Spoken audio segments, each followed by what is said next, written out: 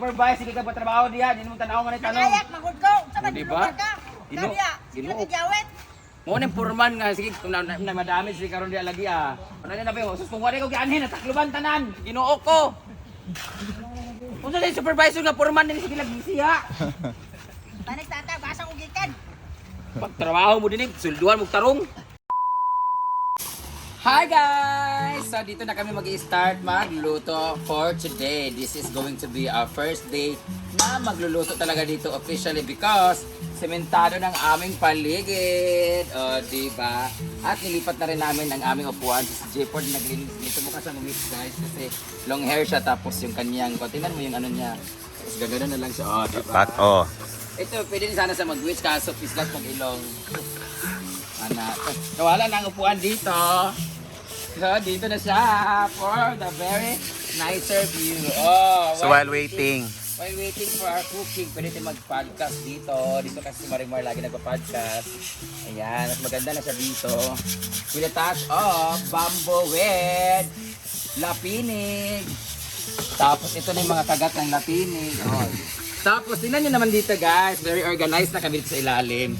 Dati, ito dito na ito ay butas to dito kasi parang lutuan din siya para pag pwedeng multiple ng pagluto. Kasi tinakpan na namin ginawang tiles dito. Dito may nilalagay mga asin, yung mga paminta, daon ng laurel. uwaro po ko bantay. Kami ng organizers. Ang nag-tiles ito ang boyfriend ko po, my partner in life, with me to life. Ayan. Ayan, dito na siya. Tapos mas malalim na yung ating lababo na mas madumi. Ay malalim Malalim yung lababo namin guys. Oh, perfect. Mas malinis siya, ganyan. Tapos, lilipat na natin doon. Langkas, lang din. Langgam. Ay, yung bubutang lang sa diya. Abay sa diya. Yan. At least ito, kahit maulan-ulanan, hindi siya masisira. Dito muna natin temporary kasi walang gumagamit dyan. So, dito kasi, kailangan na natin tanggalin yung mga unwanted species. Tapos mamaya, ibigay ko kayo ng update doon sa ating okay na yung bilyaran, okay na yung CR. Doon na lang yung ating tangkal na lang saka yung ating basurahan yung hindi pa nabibigyan ng update. Ito naman ang ating i-display na tadtaran dito saka doon.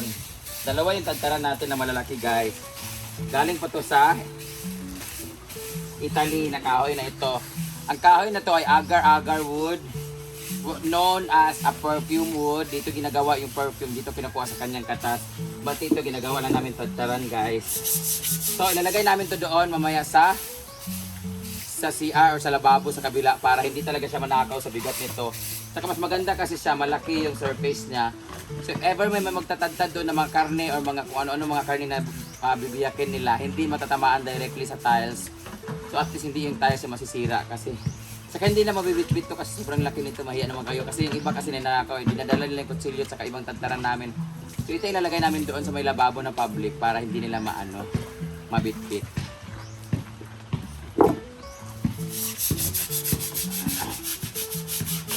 So guys, alam nyo, nilinisan ko to kasi gagawin ko na sa natin tadtaran, di ba? Pero I realize, sobrang ganda ng design niya guys, oh. So gagawin ko, meron pa kami mga tugas doon ng mga round logs or mga hindi pa naputol-putol na mga tugas na sobrang tibay talaga nun. Why not gawin ko na lang siyang table? Ang ganda di ba ng design? Oh, lalagyan ko lang siya ng 3 or 4 na paa.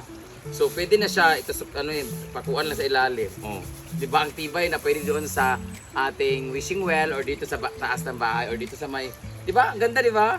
Ang ganda pa ng design niya. Oh. Hindi na siya, sayang siya kung gagawing tadtaran. So, this is going to be our new table. Okay na po, double purpose. Diya magtadtad with table na siya. Tadtarin natin yung mga scammer ng mga laki nang hihingi ng mga Gcash. Tapos ito din, ito na lang din natin. Minus ka man. Tadtaran. Ito, ano ko ito, gagawin ko na itong table. Papagawa ko kay Daddy.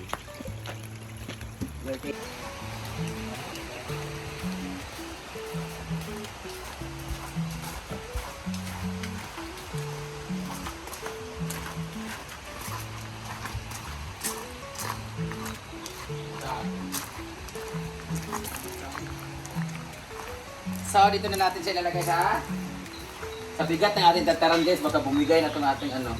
Ilalagay natin tataran dito. Ito yung tataran pala dito, maliit. Dito na lang po. So, dito ko na ilalagay yung tataran natin dito sa ating lababo. So, pag pumunta kayo dito guys, meron kayong iwa-iwain, may mga karnin mag-ihaw ka dito isda or ano. Meron na tayong tataran guys, ewan ko lang kung maghanap pa kayo ng bonggang-bongga. So, may mga juwi pa dito. Ang inuok ko. Meron na rin kutsilyo dito guys, huwag nyo lang iuwi. So, linilisan ko muna to dito kasi dito natin ilalagay yung tataran. Ganyan siya dyan. Parang laki kasi. May tataran na kasi dito talaga. Kung kahoy, yan yung various na nga nila. Pero, para mas maganda pa rin itong malaki. Kasi isa dadali na natin doon sa papagawa natin kay daddy. Yan na. Wala na tubig. So guys, dito naman tayo. Okay, kailangan. Pagkauman ba ani pagmauman ba ito na ani. Ang ilahan na po ayun na ipantambak sakto ha. Okay, kuha mo na diya. Okay ha, makakuha ni siya. So dito muna kami guys sa ating Ginoo. Puli na kasulod na tuloy ay. Hoy, dapat ko'y tanong diya ha. Sige nyo gitambunan. Ano ba ko nga tanong nga ka na may ngani oh. Ano po daw simentil ko doon ni mo pulaw dahon. Leng, pwede na din nila niya ito sa siminto. Yung kinalot. Dani ba sa semento ibutang? Dawa pa na yung gitambunan dani. Dani? Ay nagkuha ng kawayan kani ba ingani oh, kanaw ka na ba yun din? Wala dani? Dawa, tambunan na dayon no. Mo kabalog tanaw. Sige wala. Tanawa na diya. Kamoy pantabunan ako karon diya. Tanawa diya. Eh hindi pa ini taon ng tanong mo kang sagbot. Sintang palingon ta mo ron, mas mahal para sa inyo ha. Sino pag wala. Sige wala. Wala mo diya kamo pa akong panglubong diya ron. Di ka pwede pa kog tanumaan na. Dini ayon na din na tanan. Dini tambak oh. Sama sa kakin ka ba no mga tanong tanawa. Kamu diya ron. Ayuan ninyo ni Dani ha, kaya nangalasak-lasak pa niya, magsabantan ko bibutan eh. Kuan ba na ayon, manaman ni Noy. Anang ana namo na siya, giagian lang namo kay. Wala siminto diya, ay mo ka.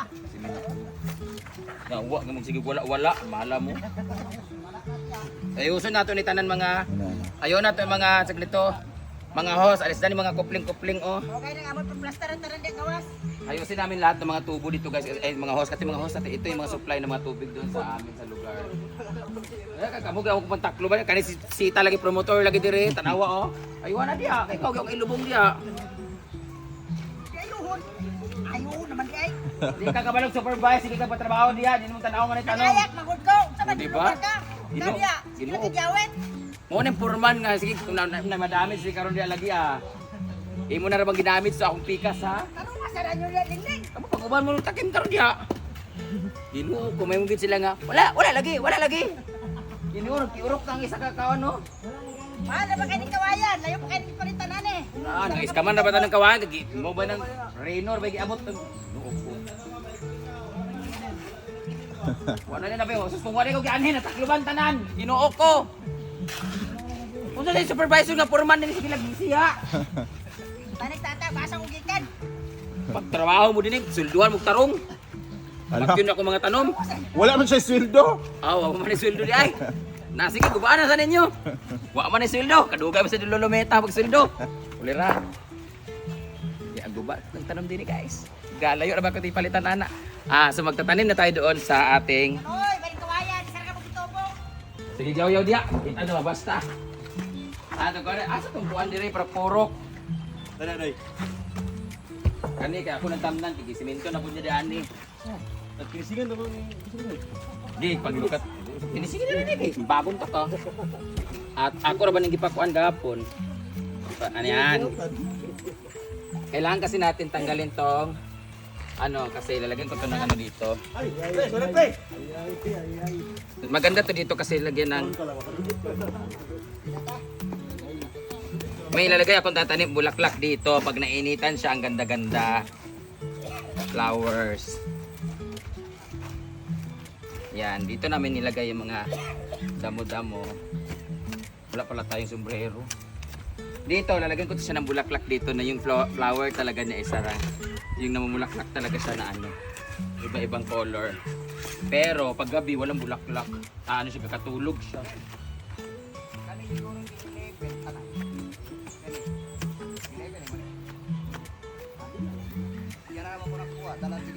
Papayasin namin to dito. Patambakan namin. Diyan. Kunin ko yung tanim ng bulaklak.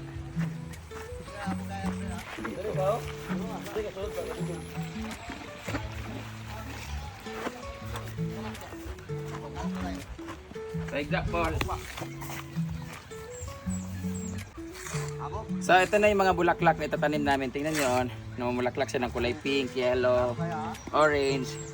So tinanggal ko talaga siya para dito ko ilalagay. Yan. Madali lang itong tumubo guys, kaya nothing to worry. Ang ganda ng flowers nito.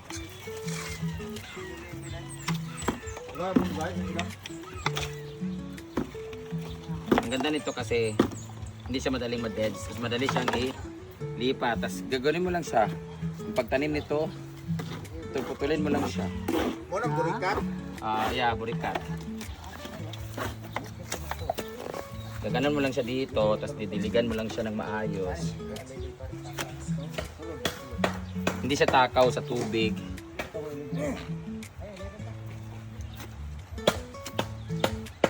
Maganda dito pag araw. Pero pag gabi siya, natutulog kasi ito pag gabi. Ewan ko anong oras siya nagigising.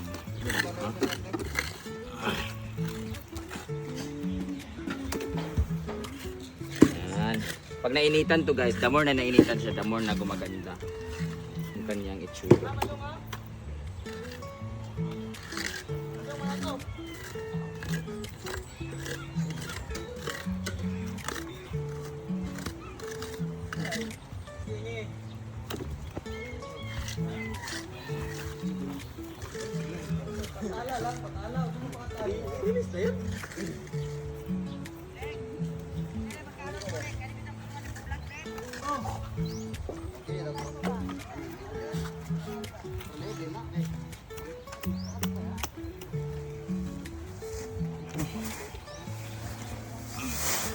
Sira ang skincare natin.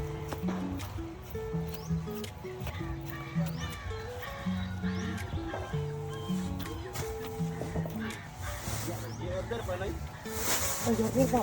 Ay, palit mo ito. Okay, meron ka.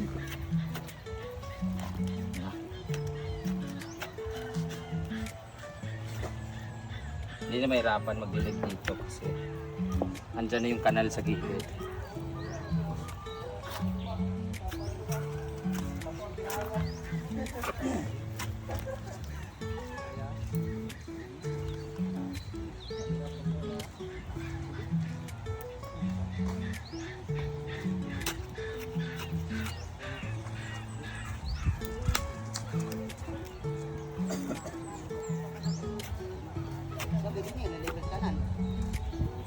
So, tapos na ating pagtatanim dito.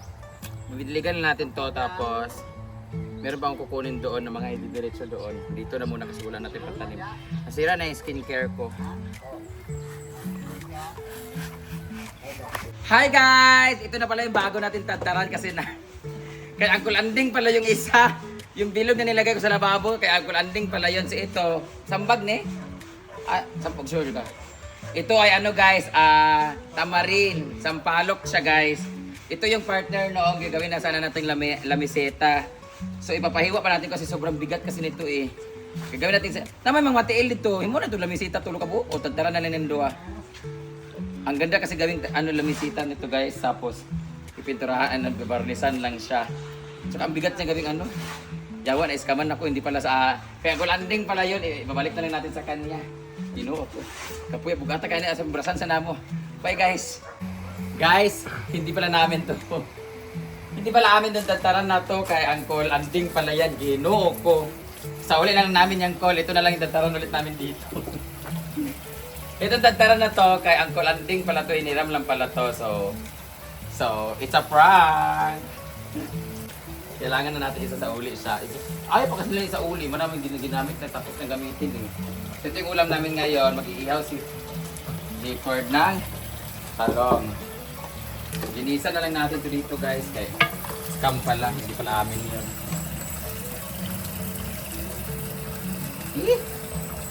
Lapit ako sa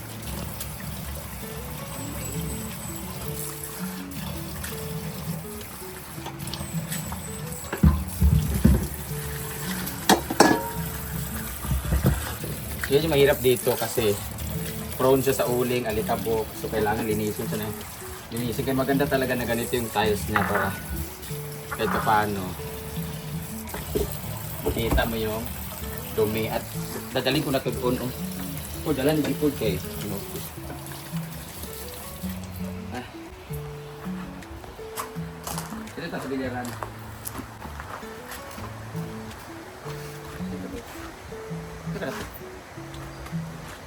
And finally, tapos na nga i-assemble ang ating bilyaran dito, bilyaran ni Bimbo. At bumili na rin sila ng mga bagong pyesa kasi natanggal na yung mga dito niya. Ayan. So ngayon tapos na kanilang bilyaran, bagong-bago na itsura kasi ano, baliktad rin siguro no? Pinalitan talaga siya. Pero bakit may mga dumi-dumi pa rin? Ito na yung bago nila na bilyaran guys. Ayan. Tapos na siya finally. And speaking of tapos na rin itong video na ito. So meron na akong vlog. So that would be all for today's video. Mag-update ulit ako mamaya about sa paghahakot nila at paglalagay ng mga riprap doon sa likod ng A-house or Ana-Ana house. So I'll see you in my next video. Mag-bihis na ako kasi sobrang basang-basa na ako at atakihin na naman ako ng ubo nito dahil panuhot na naman ang bayad. So thank you so much for watching guys. Bye bye!